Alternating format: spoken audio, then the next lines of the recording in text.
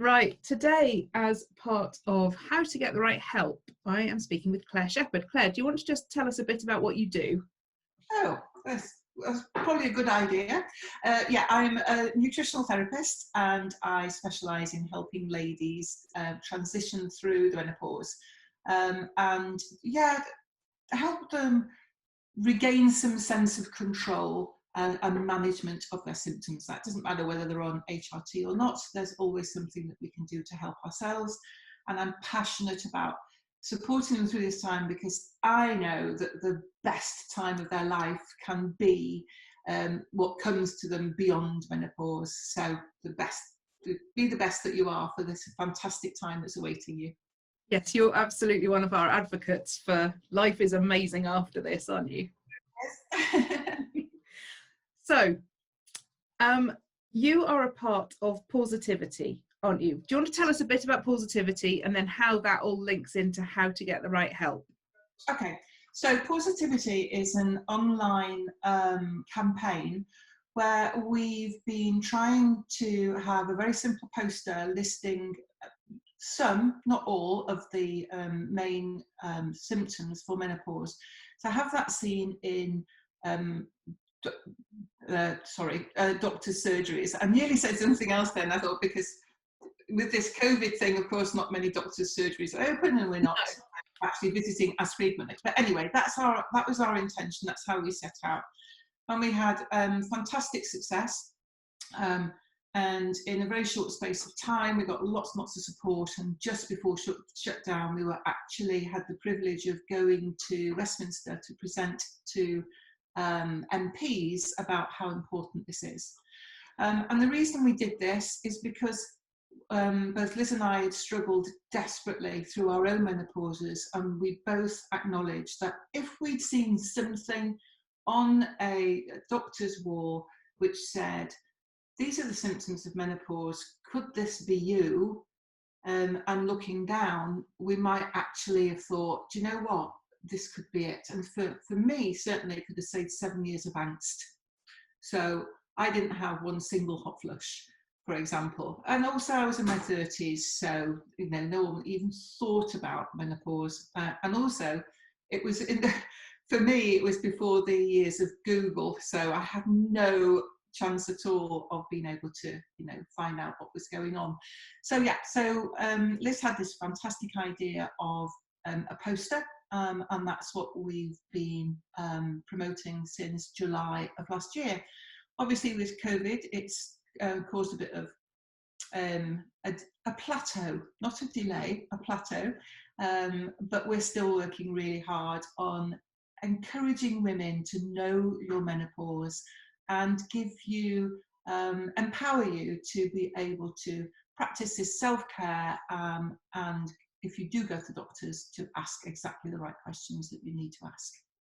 So just quickly back to the poster. I think this is amazing. You had it going around Twitter and around social media generally.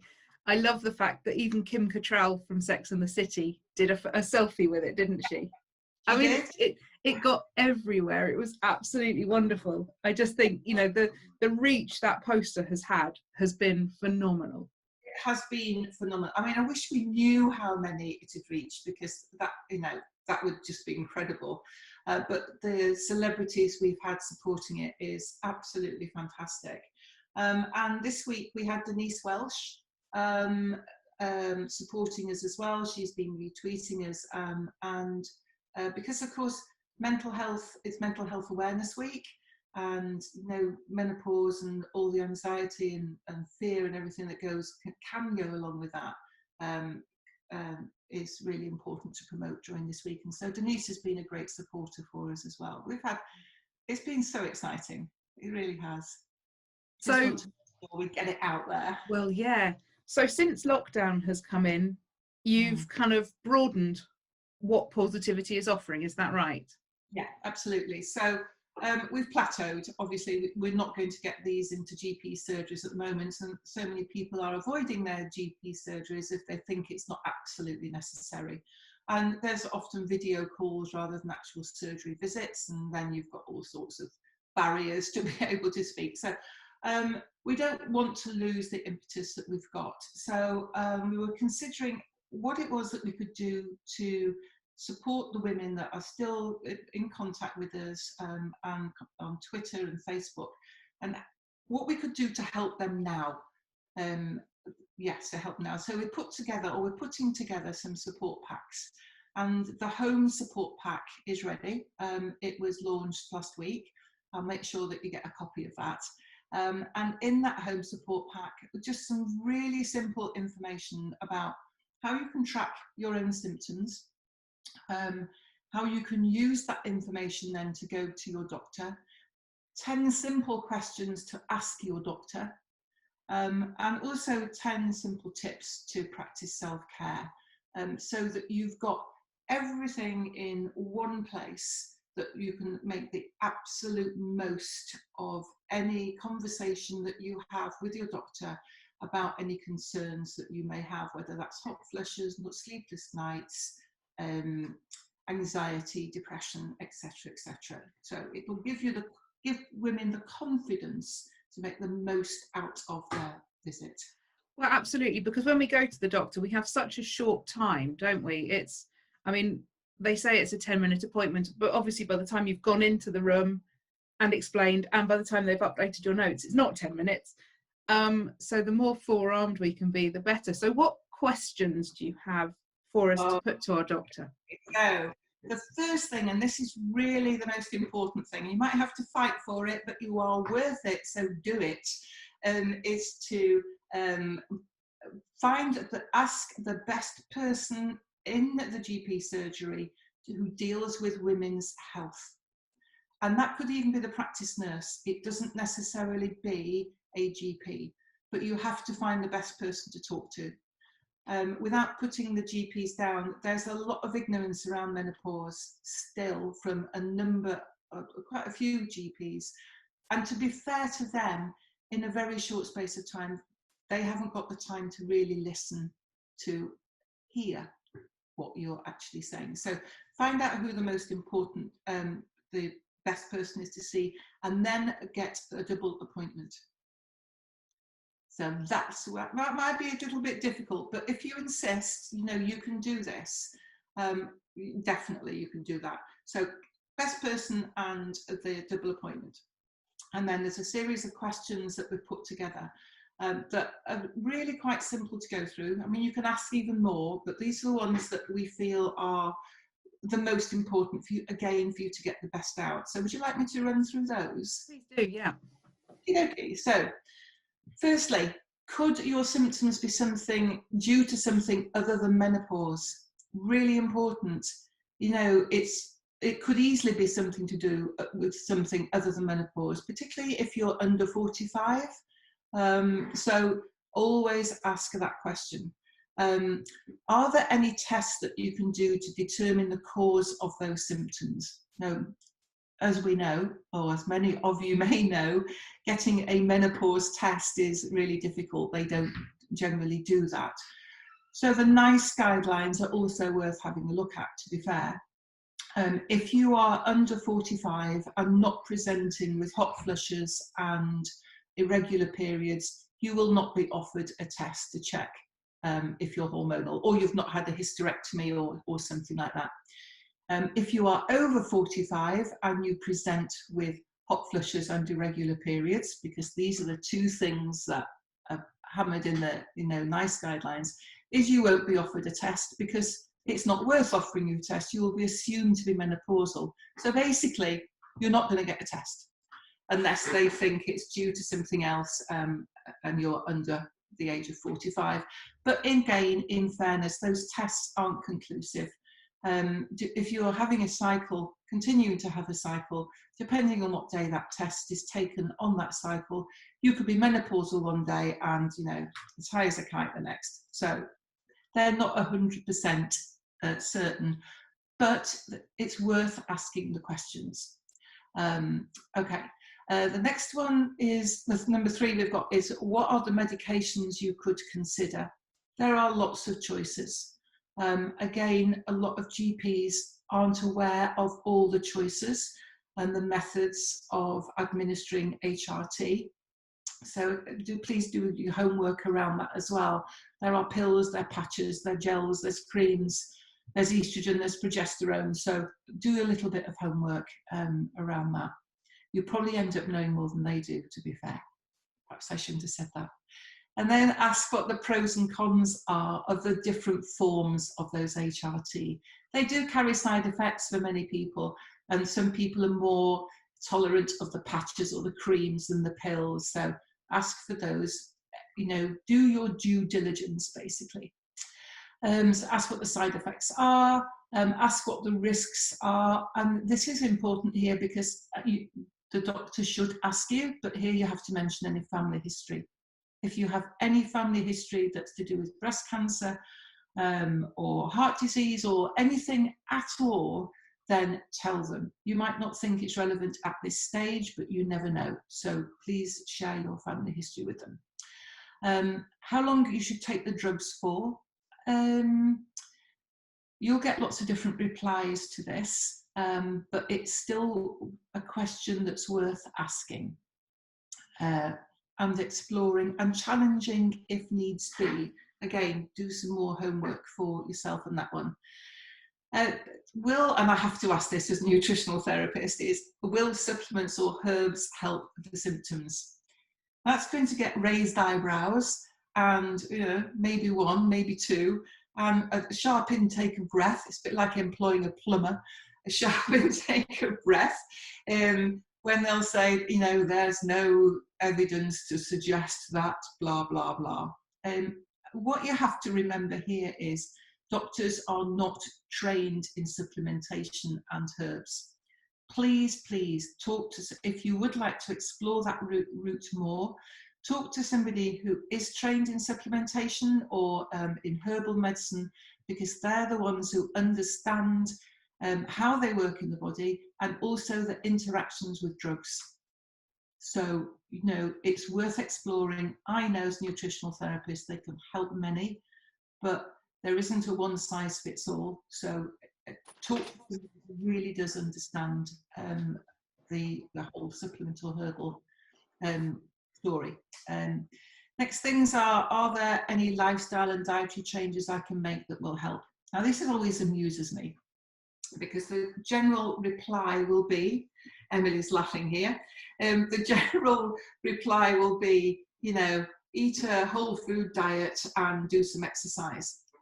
Well, you know, it's sound advice, don't get me wrong, it is sound advice, but, you know, we are, through the menopause transition, are going through a transition in life which is quite different from who we were when we were a toddler, when we were going through puberty, when we were going through our fertility years.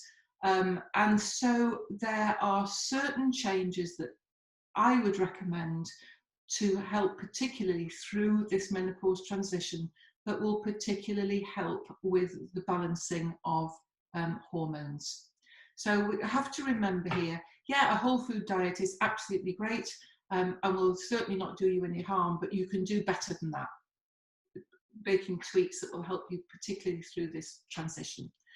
And then the final question is there anything else you would like to ask? We're all unique, we are all individuals, we all have different fears and concerns. We all hear and understand things differently. You know, you should not leave that doctor's appointment feeling that you A, haven't been heard, and B, that you've been offered something that you still have questions about. I had a lady send a message this morning to me saying her doctor had just prescribed estrogen only, HRT, but she couldn't understand why she hadn't got progesterone because she's still got a womb. What do I think? Oh, I think go back to the GP and ask that question. You know, so do not ever feel, make the most of this double appointment. Do not leave thinking that, you know, there are questions outstanding. This is your body, this is your life. Make the most of it, basically. I just wanted to add to that as well quickly, the HRT thing and the family history. I think a lot of people are quick to assume that because there's a history of breast cancer generally in their family, that they can't take any HRT, and actually that isn't true. Yes, some of the tablets may not be a great idea if you have that family history. And actually also, I think there has been, after the sort of scare headlines about breast cancer and HRT back in the 2002, wasn't it? On to, yeah. There has, I feel there has been this kind of perception that if Great Auntie Hilda once found a lump in her breast, then HRT is entirely off the cards for you. And it simply isn't that. It's close relatives and it's specific types of breast cancer, isn't it? And also there are so many lifestyle things that put you at a greater risk than HRT ever will do. And I just wanted to put that in there, just in case anybody's thinking, oh, well, you know, Great Auntie Hilda had breast cancer, so, you know, as soon as I mention my family history, the doctor's just going to send me out the door. That absolutely shouldn't be the case. Absolutely, and that's really, really important message to get across, because again, and I don't want to put the GPs down, they do a fantastic job, but if I can refer to them as like a jack of all trades. They're a general practitioner, aren't they? And by the word general, that absolutely is true. So they're symptom sorters, basically. And so it's acceptable that some of them, their understanding of the nuances of HRT and family history and breast cancer, etc., they may still have that 2002 World Health Initiative figures in their brain, because they haven't got the time, they haven't had the need to explore, to find out more. So that's why it's so important you do your own due diligence. I can't get my words out. Own due diligence. Really know your menopause. Absolutely, and it's where, you know, in the Facebook group, women can ask all of this, and I can always tag different experts to help with the information, so that when women go to the doctor, if that's the route they want to take, they've already cleared up some of those questions in their head, so they're very clear on what questions they want to ask. Add that in then with having your 10 questions in your pack, and I just think that's such a strong way to be going to the appointment, rather than, as was my experience, and I think your experience, turning up going, I don't feel right. I've got this list of things, and they're not right. Can you help? And it took me a long time to see that they were going with my cycle. It took me, because my cycle was all over the shop, it took me a long time to put two and two together. And I can't fault the GPs. They thought I was giving them duff information, if I'm honest. So this pack will be, I mean, just worth its weight in gold. Yeah, we do hope so. There's a symptom tracker in there as well, because again, that's important to take along with you to give an indication. And it's a really simple symptom tracker.